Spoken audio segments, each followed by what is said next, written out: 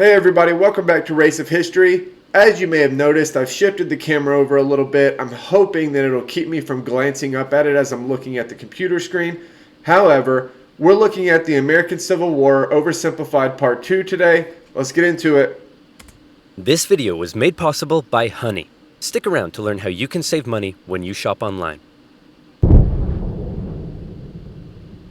As the Union struggle to take control in the East continued, elsewhere, the war raged on.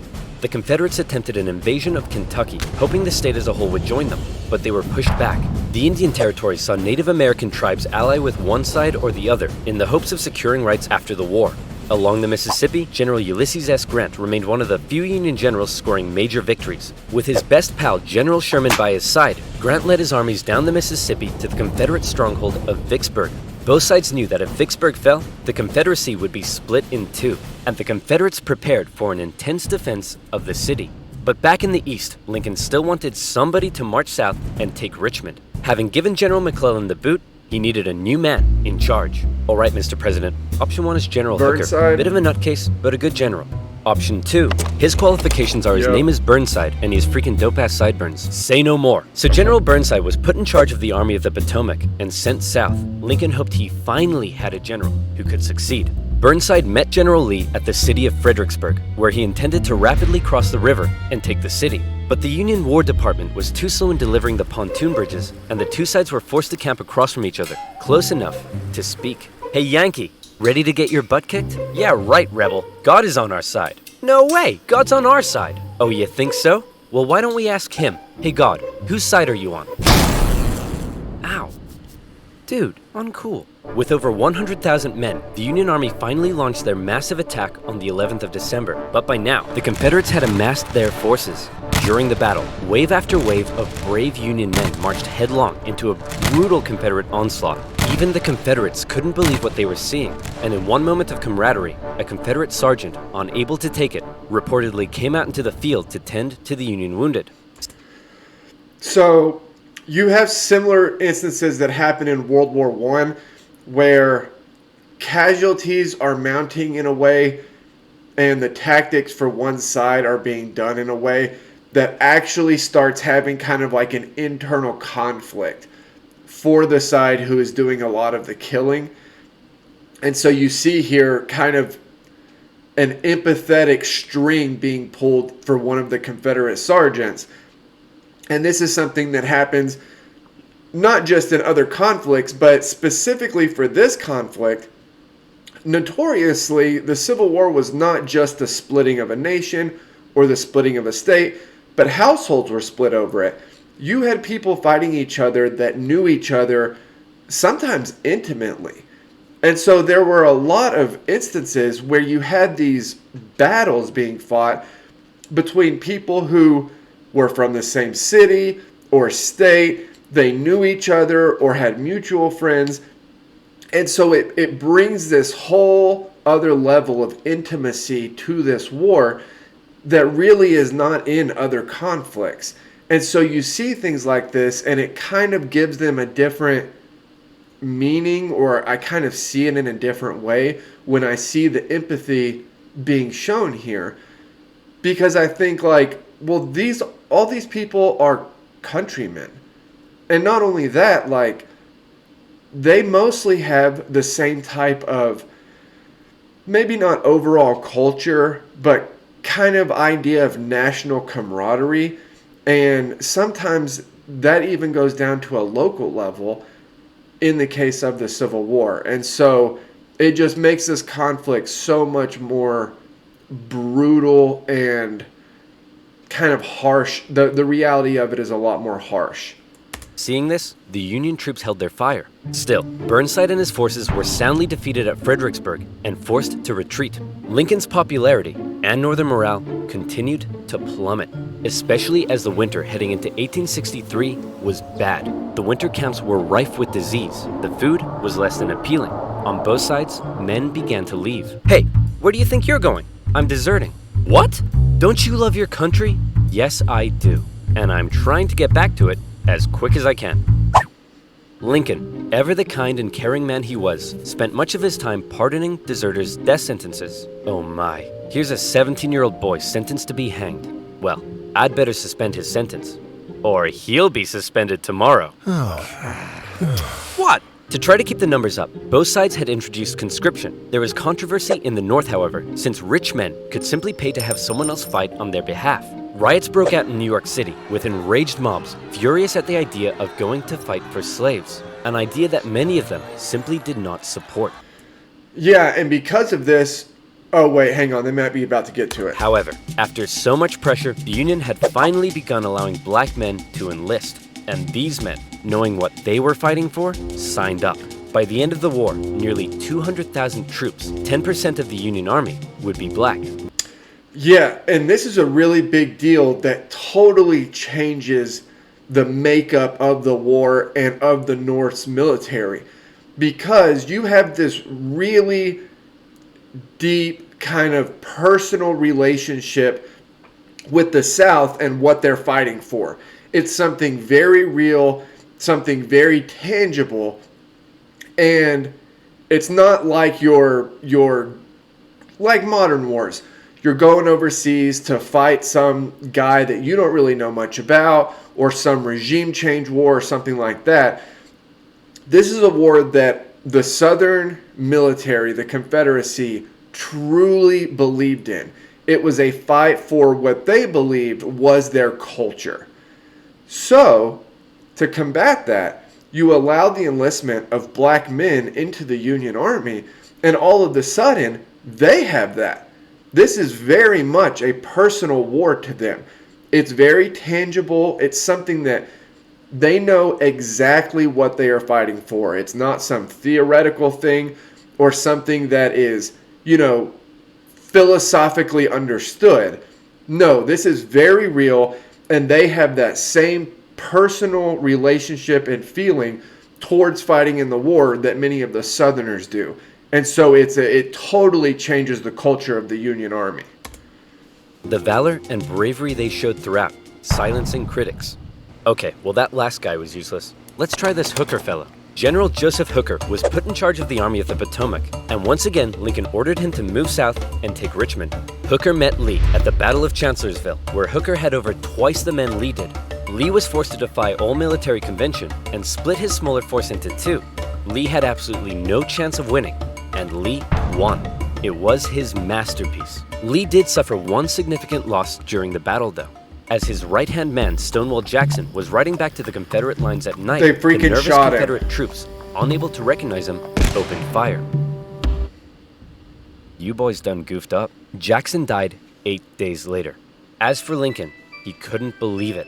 It was yet another loss, and Northern support continued to waver. And this is a big deal. The election is going to come up soon. The Union is having a lot of losses. And although they have this kind of grand strategy of how to win the war, and that grand strategy will start to pay dividends over time, they're kind of up against it right here in the short term, and they need to start having some wins. It's why Ulysses S. Grant kind of has this skyrocketing through the ranks, because he's somebody that is giving the Union wins when they're basically getting their ass beat everywhere else. While the Union kept on struggling in the East, out west, unconditional surrender Grant was making moves as always. In an attempt to take Vicksburg on the Mississippi, he made a series of risky and bold movements. He sent a cavalry raid and feigned Sherman north to confuse the enemy. Then, aided by a fleet of ironclads on the river, he raced his army south to cross the Mississippi. Aware that the terrain to the north was restrictive, instead, he strategically moved northeast, hitting Vicksburg's supply line and defending his rear from Confederate armies in Jackson. Once he reached Vicksburg, the Confederate defense became hardened, and Grant was forced to settle in for a month-long siege, during which time he got rather bored. Despite not taking the city, Lincoln loved it and encouraged Grant to hold firm. It would only be a matter of time before the Mississippi was in Union hands. Around this time, the people in the west of Virginia, who had remained loyal to the Union throughout, finally broke away to form their own state. They could have named it anything in the world, but the creative minds at the time came up with the ingenious West Virginia. Back in Washington, Lincoln once again wanted a new general to take command. Oh my goodness, why do all these 19th century generals look so bust? Look, we got Sleepy Eyes Joe here. That's Princess Leia with a mustache. E.T. phoned the doctor. fine, why don't we give Snapping Turtle McGee here a shot? So General Snapping Turtle McGee was put in charge of the Army of the Potomac, and it was a crucial time for the Union, because once again, the Confederates decided to go on the attack. So far, they had done exceedingly well militarily, but as the war kept going, the Confederate economy was crumbling. Riots broke out in the streets of Richmond. So it talked about it in the first part, but part of the Union strategy was a total blockade of the South, something that was a really ambitious plan. However, once they implement it, over time it starts to slowly strangle the South. Also, you have this major pressure down the Mississippi River, and it's essentially starting to close in and coil up around the Confederacy to the point where, yeah, their economy is really struggling.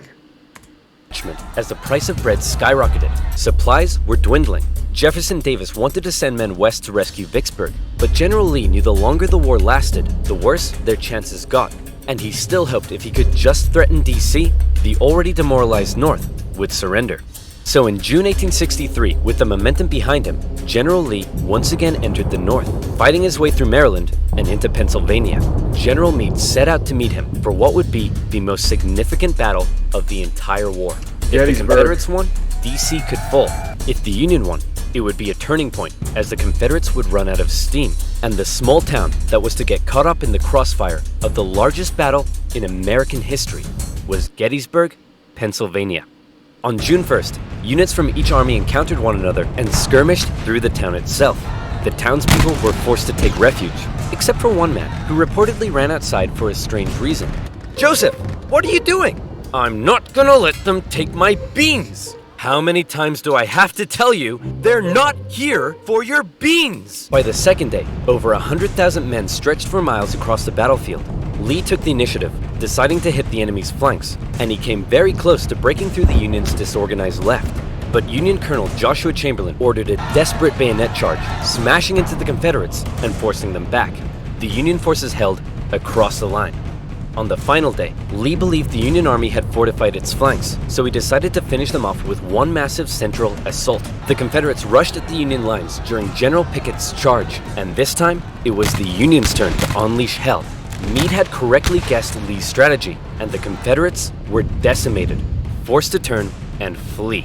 A devastated General Lee called out to his fleeing and wounded men, telling them it was his fault. And after holding for a counterattack that never came, he ordered a retreat back into Virginia. The North had just managed to score a massive victory, and one they desperately needed. And if that wasn't enough, in the West, after a month-long siege, Vicksburg finally fell. The North now held the Mississippi, and better yet, it was the 4th of July. With control of the Mississippi, Union forces moved into Arkansas and Tennessee. Tennessee in particular saw heavy fighting, with Union General Rosecrans masterfully pushing Braxton Bragg's Army of the Tennessee out of Tennessee. He suffered a major setback, however, at the bloody Battle of Chickamauga, and ended up under a Confederate siege at Chattanooga.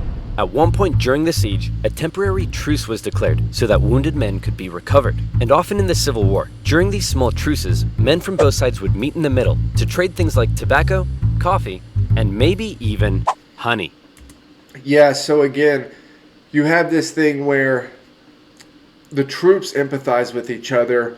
They see things from each other's viewpoints, and also, in a lot of cases, they may know each other or know of somebody on the other side.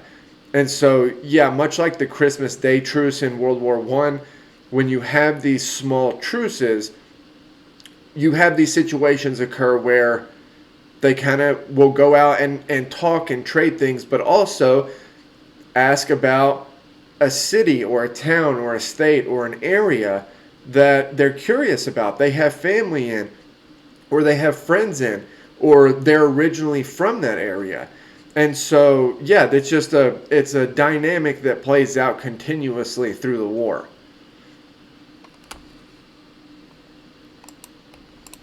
Supporting my channel, so thank you. Now where was I? Oh yeah, Vicksburg, 4th of July, and the Siege of Chattanooga.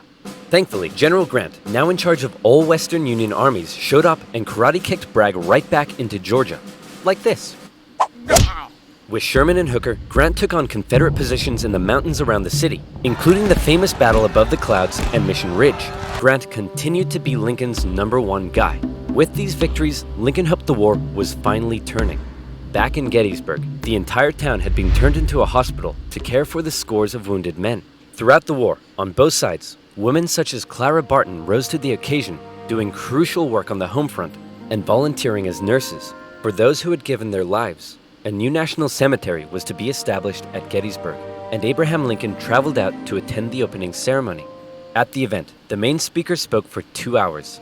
Then, Abraham Lincoln was called forward to give some brief, appropriate remarks. In just 2 minutes, he masterfully and poignantly iterated America's national purpose and the need to continue the fight. The Gettysburg Address would become one of the most famous speeches in American history. Yeah, imagine being the dude that went out there first, and you have this whole speech planned. You go out there, you talk for 2 hours, you get off, and you're like, man, I killed it. Abe Lincoln goes up and gives like this quick speech right off the bat, and it's literally one of the best speeches ever. While they were now making progress, the North still couldn't find a decisive victory in the East. And that was bad news for Lincoln, because his presidency was now in its 4th year. In 1864, there was an election coming. The Confederates knew this too, and with little hope left of being able to threaten the North militarily, they believed their last shot at victory may be in the election, since Lincoln, emancipation, and the war itself weren't exactly popular. People in the North were sick of war and wanted to put it behind them. Robert E. Lee hoped that if he could just hold out and continue to inflict more defeats, the people of the North would vote Lincoln out and replace him with a Southern sympathizer who may be willing to negotiate. Lincoln knew now he desperately needed a victory. Yeah, so what's going to happen here is the Confederacy basically sees the election as kind of their last-ditch effort. Now, they're continuing to fight battles, but those battles are kind of being thought with the grand plan or strategy being that you'll kind of force the people of the North to turn against Lincoln. And ironically, it's the awful General McClellan who will end up running against Lincoln. He loses, obviously. Now, I know what you're thinking, but oversimplified. If Lincoln loves General Grant so much, then why doesn't he put him in charge of the campaign in the East? Well, guess what, loyal subscriber? You've hit the nail on the head. You're bold, Grant. I'll grant you that. I'm promoting you to General-in-Chief, and I ain't taking you for granted. Now I want you to go defeat Lee. Grant me my wish. Please stop. So Grant was put in charge, and he came up with a new plan. He wanted to press the Confederates on all fronts, with General Banks to capture Mobile, Alabama, General Sherman moving south to Atlanta, and Grant joining the Army of the Potomac as they advanced through Virginia. In May 1864, that plan went into action. Sherman steadily advanced on Atlanta, facing off against the smaller Confederate army under General Joseph E. Johnston. In addition, a cruel yet highly skilled cavalry general and winner of the funniest Confederate statue award, Nathan Bedford Forrest, was also nearby, doing his best to threaten Sherman's advance. But in a series of battles, Sherman dominated and pushed Johnson back to the city. But he was held just outside of Atlanta itself and was forced to lay siege. Meanwhile, the main show was happening to the east in Virginia. The Union's top general was finally about to face off against the Confederacies. Lincoln hoped Grant would bring something new to the Eastern Theater, and bring something new he did. As Grant began moving south, Lee still regularly outmaneuvered him and inflicted heavy casualties, hoping to demoralize the North as much as he could. But here's what set Grant apart from others. He knew Lee was running out of men, and that the North by comparison had plenty. Grant would throw his forces at Lee, and even when Lee repelled them, Grant, rather than pulling back, would give the order to keep moving forward and flank Lee, again and again. In under 6 weeks, 80,000 men would be killed, wounded, or missing. Here's the thing. Historically, Grant is looked at as a good general for employing this strategy. However, other generals and military leaders, field marshals, that have employed similar strategies to this one, you're basically playing a really big risk. Because if you're right, then yes, it will wear down the other side. They won't have the men to bring back up to fill in the ranks for the ones they're missing, and you will basically force them into capitulation because of these massive losses.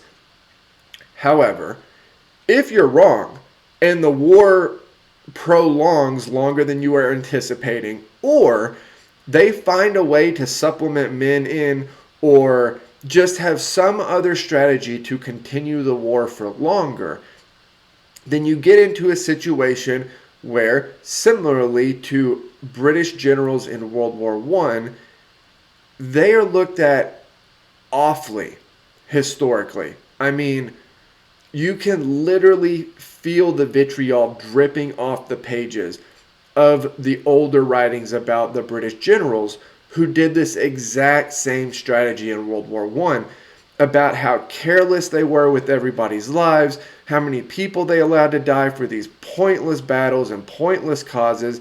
And the reason that they're looked at that way is because they made this gamble that they could kind of wear down the enemy through these, massive offensive battles where essentially the numbers wouldn't be able to keep up. The amount of soldiers for the enemy wouldn't be allowed to keep up. They miscalculated, and the war continued on for so long that then those tons and tons of lives of people that had already died were just seen as, just thrown away. And those generals and field marshals are looked at horribly historically. So this is the thing, this is the gamble, this is the dice roll that Ulysses S. Grant is making right here. He's going to come up well in it, but that's the gamble he's making. In D.C., Grant was criticized for being a butcher. At the Battle of the Wilderness, the Union casualties were so heavy that Grant reportedly began to weep. But still, Grant could replace his losses. Lee couldn't, and he was being pushed all the way back to Richmond. Lee knew once he got there, he'd be under siege. Then, it would only be a matter of time. Close to Richmond, Grant again suffered horrific casualties in a miscalculated assault at Cold Harbor. Then, trying to be a tricksy trickster, instead of moving on Richmond directly, Grant moved towards Petersburg to flank the Confederate capital and cut its supply line. But, just like Sherman, Grant was halted outside of the city, and he too was forced to settle in for a siege. Two identical sieges would not be good enough for Lincoln's re-election. The people of the North saw the casualties Grant had been taking, and they weren't happy. To make matters worse, Lee had sent Jubal Early north to threaten D.C. with the hope of forcing Grant to withdraw troops from Richmond. Early was repelled on the outskirts of the city, with President Lincoln even attending as an observer, but the North had been given a fright. So with the war currently in a stalemate, who was to be Lincoln's opponent in the critical 1864 election? Who would the Democrats choose? Guess what, baby? I'm back. That's right. General George B. McClellan would run for president against Abraham Lincoln. My fellow countrymen, if you elect me, I, the great General George McClellan, will fearlessly and valiantly win the war. Unlike this douchebag, many Democrats, however, including McClellan's running mate, wanted to end the war. So it's possible McClellan may have ended up fearlessly and valiantly making peace with the Confederates, which is exactly what they were hoping for. With the war in a stalemate and Lincoln still not popular, it looked like McClellan would win, and the Confederacy may have a chance at surviving after all. Lincoln himself said that without some kind of major victory, it seemed exceedingly probable that this administration will not be re-elected. Well, fret not, Abe, because if it's a major victory you want, it's a major victory you'll get. Atlanta had been under siege by General Sherman for just over a month. After a number of battles around the city, Sherman sent a force south to sever the city's supply line, and Confederate General Hood was forced to abandon it. Atlanta, one of the Confederacy's most important cities, had fallen into Union hands. For many, it was clear that the Confederacy's defeat was now inevitable, and the war would soon be over. When the final results came in, Lincoln had won with an electoral college landslide, with the troops in particular voting overwhelmingly for Lincoln, which must have been touching for their commander-in-chief. Hey man, looks like you lost. No hard feelings? I didn't lose. I merely failed to win. In January, Lincoln involved himself heavily in ensuring the 13th Amendment made it through Congress. In a narrow and historic vote, the amendment passed. Slavery would now be constitutionally banished throughout the nation. Black men and women, watching the vote from the galleries, knew the work had only just begun. A couple months later, at his second inauguration, with victory right around the corner, he didn't celebrate, he didn't gloat. Instead, he emphasized the need for reunification and binding up wounds. To him, Americans, North or South, were to again be compatriots. However, Listening to Lincoln speak that day was a man who had no interest in reunification, John Wilkes Booth. An actor living in D.C. was also a deep Southern sympathizer, and as the war turned against the Confederacy, depressed and full of hate, he was already plotting his revenge on the man he held responsible. With further Confederate losses, it was pretty clear at this point who would win. But still, Jefferson Davis showed no sign of giving in. The North were frustrated to see the conflict being dragged out. Why waste more lives? In Atlanta, General Sherman believed he had the key to forcing the Confederacy's hand. He had an unusually modern concept that an army could only survive with the support of the people. Strike at the people, and the army collapses. Sherman decided to do something unprecedented. He would remove his 62,000 men from their supply line and march through the heartland of the Confederacy, where they would live off the land. There, they would wreak havoc. As they marched, they tore up railroads, burned farms, and destroyed communication lines. They also liberated thousands of slaves. The damage done was estimated at $1.4 billion.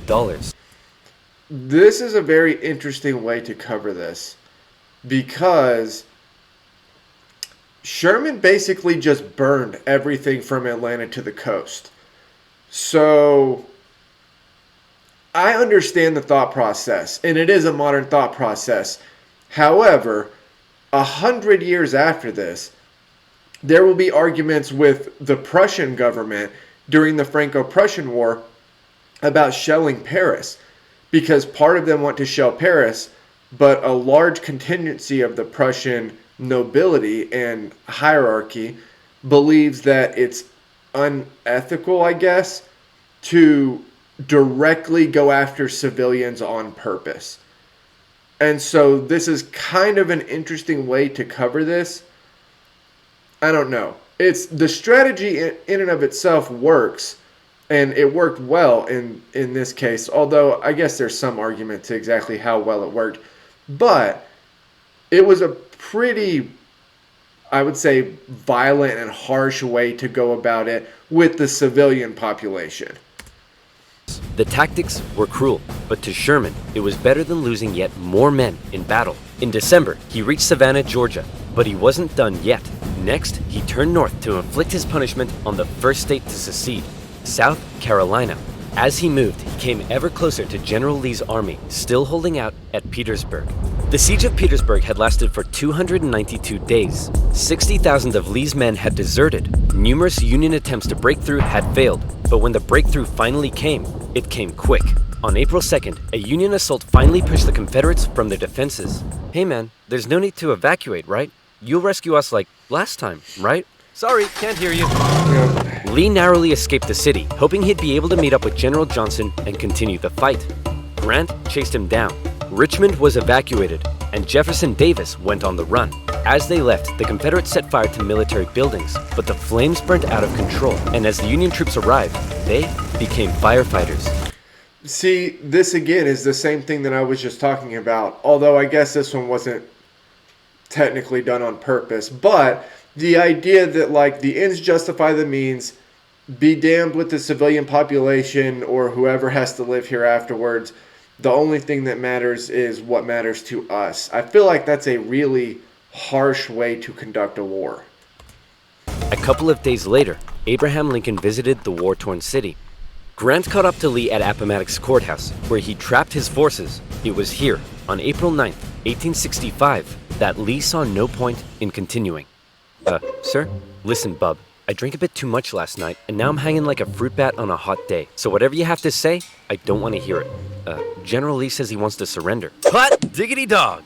Grant and Lee met in the home of a nearby farm family, owned by a man who had tried his best to escape the Civil War years earlier, Wilmer McLean. All right, can we all just hurry up and get this over with? Martha, not now!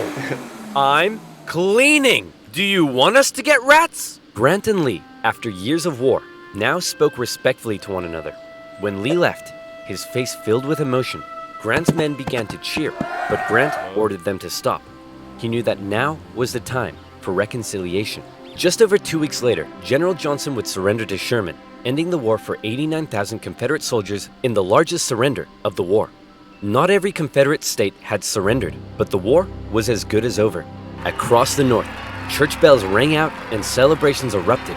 In Washington, Lincoln gave a speech from the White House to a jubilant crowd, in which, among various things, he expressed his support for black voting rights. Lincoln had seen the nation through its deepest crisis. The presidency had visibly aged him. He had lost over 20 pounds. He said sometimes, "I think I am the tiredest man on earth." I'm not sure tiredest is a word, but geez, the man's exhausted. Cut him some slack. On a carriage ride with Mary, Lincoln clearly was looking forward to being a president in a time of peace. He was apparently very cheerful, surprising his wife, and he told her that between the war and the loss of their son, they'd both been very miserable. Now, it was time to be happy. On the evening of April 14th, Lincoln attended a play with his wife and some friends at Ford's Theater. It was a comedy, and the president appeared to be enjoying it very much. In a nearby bar, John Wilkes Booth swallowed 2 glasses of brandy. He slipped quietly into the president's booth and awaited for the audience's laughter to rise. The president was shot in the back of the head. Booth fled the city. Soldiers carried Lincoln to a boarding house across the street. There, doctors declared there was nothing they could do. Surrounded by his heartbroken wife, son, and members of cabinet, at 7:22 the next morning, President Lincoln passed away. Never before had a president been murdered. A shocked nation mourned as a 12-day funeral procession carried Lincoln back to his home in Springfield, Illinois.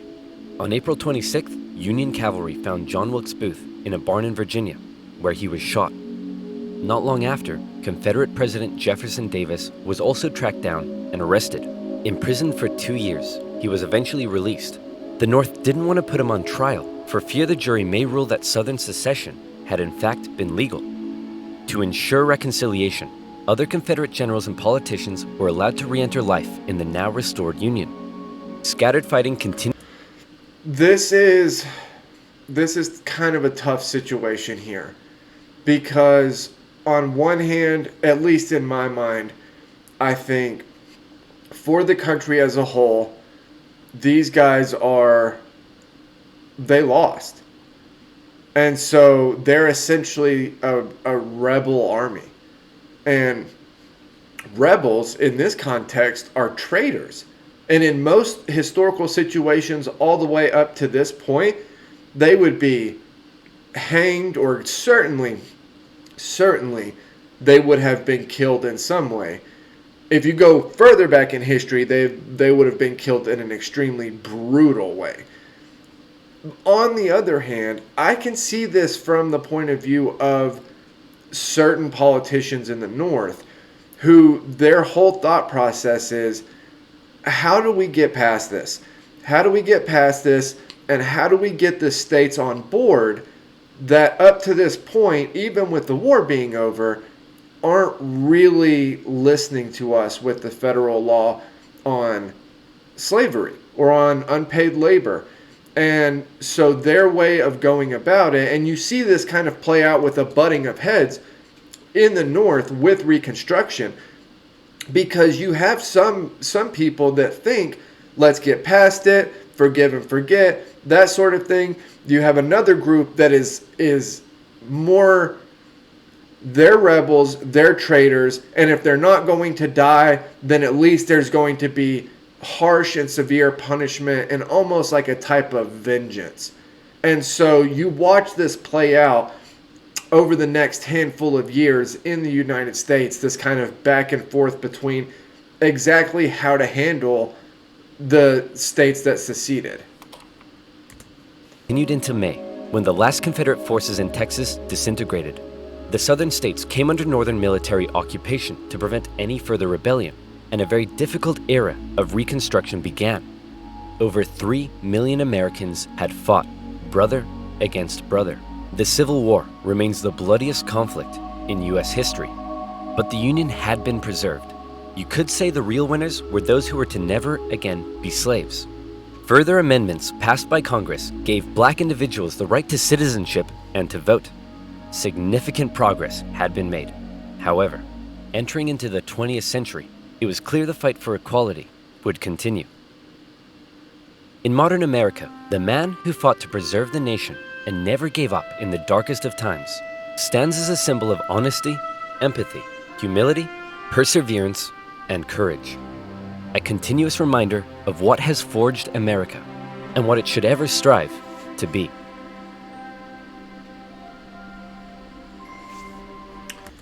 All right, that was Oversimplified's The American Civil War Part 2. Like, comment, subscribe, help me keep building the channel over here, and I will see you guys next time.